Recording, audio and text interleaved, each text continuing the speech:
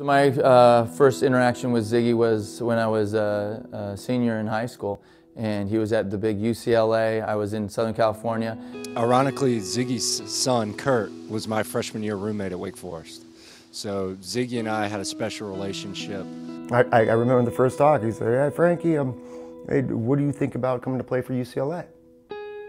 And I went, I was like, oh my God, I got Sigi, Coach, is this for real? For me, Sigi was a wonderful person. From the first moment I talked with him for fun, and then we met in Columbus. And for me, he helped me a lot in the last part of my career, like a soccer player.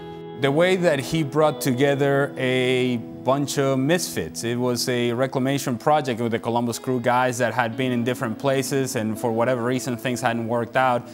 We all kind of came together with the Columbus Crew, and that was his finest job as a coach, is that putting together a combination of guys in which the pieces didn't quite match elsewhere, but they all matched perfectly in the locker room within the Columbus Crew. He surrounded himself with players that he trusted, that he believed in, that he gave a chance to.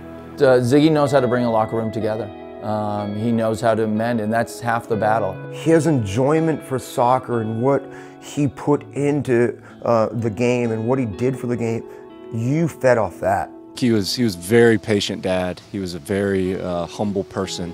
However, when he put his coaching hat on, the intensity and the fire was always there. He trusts in every single player, and when you have this kind of coach, you want to give everything from that coach. The relationship with him was like he was my father. He never tried to teach me something about soccer.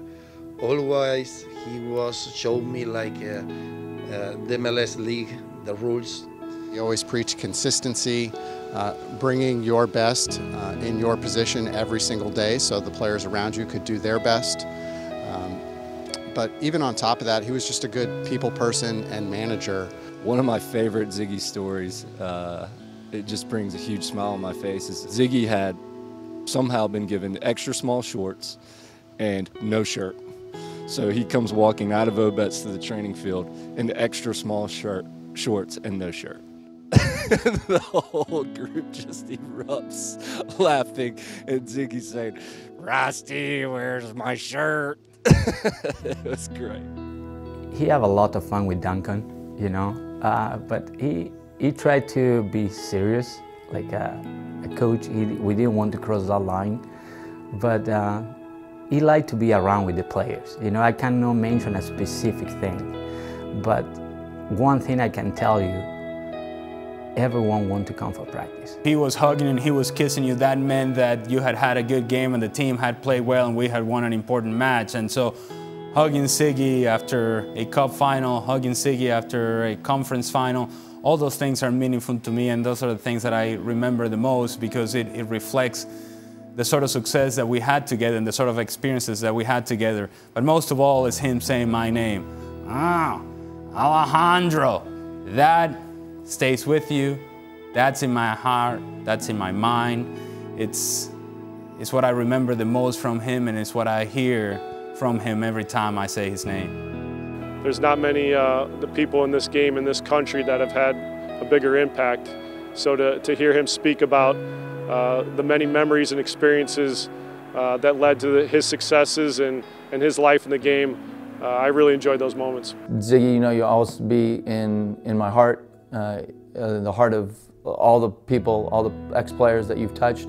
And you know, we love you, Sigi, and we love you, Val, too. I would like to say to Valerie and Sigi family, I love you so much, and I hope you remember Sigi with the best memories.